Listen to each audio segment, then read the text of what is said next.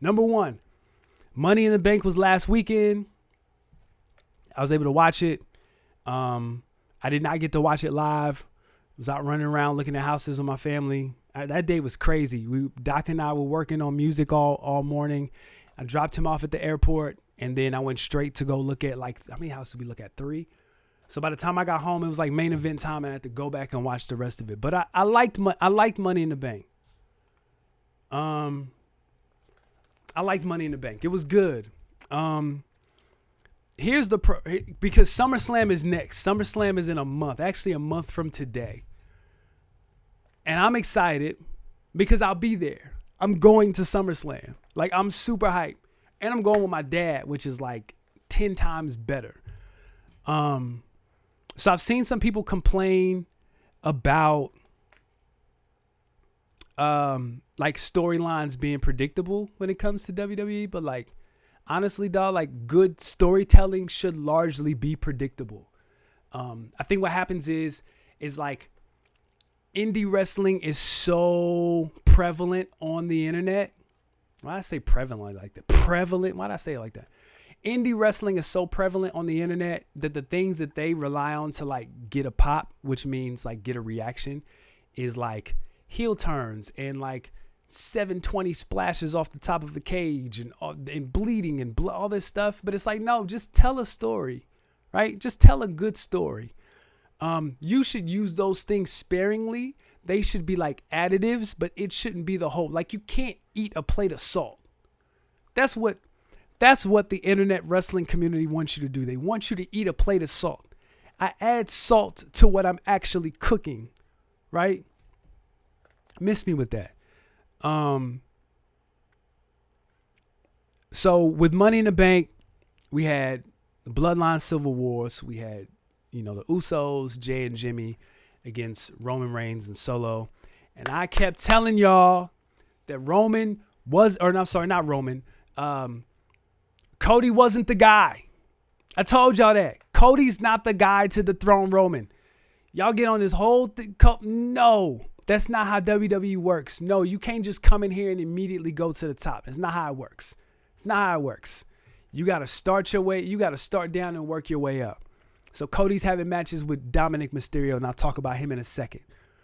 This whole story has been about Jey Uso and manipulation and gaslighting and oh my God, the story is so great that they're telling, and you can tell that it's starting to wrap up. And I wholeheartedly believe that it's going to end with Jey beating Roman. And the bloodline is going to completely leave. Heyman's going to leave him. Solo going to take him out. Solo was going to beat the dog out of Roman Reigns after he loses. Because you saw it in that spot where Roman was like overwhelmed. And Solo was looking at him like, yo, who? Like, are you serious? Like, what? Ain't you supposed to be tribal chief? Big dog? What you doing? Right? And so I think the rumor is that it's going to be Jey and Roman at SummerSlam. I see Jey beating Roman at SummerSlam. I see Solo just stumping a mud hole in Roman. And I see Roman going away for a long time.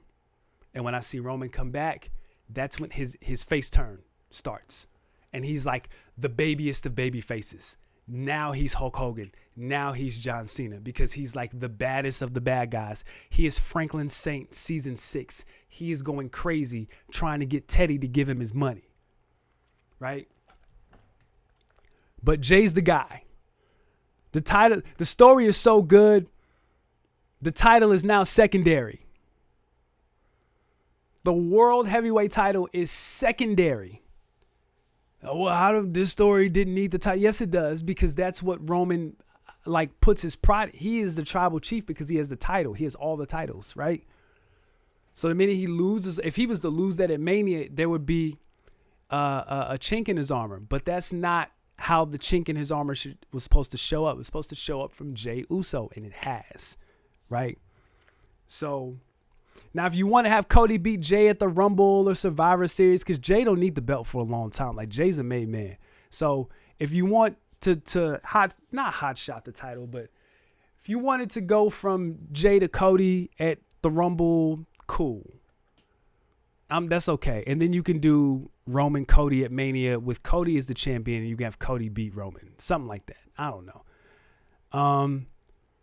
Next thing. I'm gonna just run through this real quick. LA Knight did not win the briefcase. I'm gonna just say this off rip. I don't like LA Knight. Not a fan. He's a white guy with a beard and a catchphrase. I'm not impressed. He doesn't win the briefcase because it's like, yo, who does he cash in on? Roman? No, he'd lose. Seth? No, he's dealing with the Judgment Day. Doesn't make sense. He's a baby face. Roman is in a storyline. Seth is a face. Doesn't work. I'm not a fan. I could see him beating Theory for the U.S. title at SummerSlam, but even then, like, he's all right. I'm not impressed. Okay, moving on. Judgment Day, who did win the briefcase? Damien Priest. I love it. That was my pick. You can go back in my tweets from like 3 weeks ago. Damien Priest was always the guy. When he had the match with Bad Bunny at Backlash, that's when I knew he was going to be the guy. That just says that the brass backstage, like, they trust him. So, Dan, let me pull up this tweet that somebody sent me. Who? Oh, okay. I was like, who is this? Okay. We gonna talk. My phone is blowing up. We gonna talk about Threads in just a second. So what I really liked, here's the thing. Judgment Day has been a mainstay on Raw and SmackDown for the better part of a year, which I really appreciate, which, like, now you should, like, reward them. I hope that with the Bloodline, now WWE, like, has a premier storyline that they tell for a long time. And so I could see them going from the Bloodline to Judgment Day. And I'm cool with that. So here is the tweet that I saw. It's from somebody named Mr. Santizap, Santizap. So he says, it's too easy to have Damien Priest cashing on Finn Balor if he beats Seth Rollins. That's what people thought he was going to do. They just thought that Damien Damien Priest won a briefcase. He's going to come out. He's going to, cash in on Finn, and then that was going to break up Judgment Day. No. He says, if Balor does win, have Damien's music hit as he runs down to the ring with his briefcase in hand, but instead of a cash-in, he goes in and embraces Finn Balor. But in Balor's paranoia, he pushes away Damien and leaves him alone in the ring.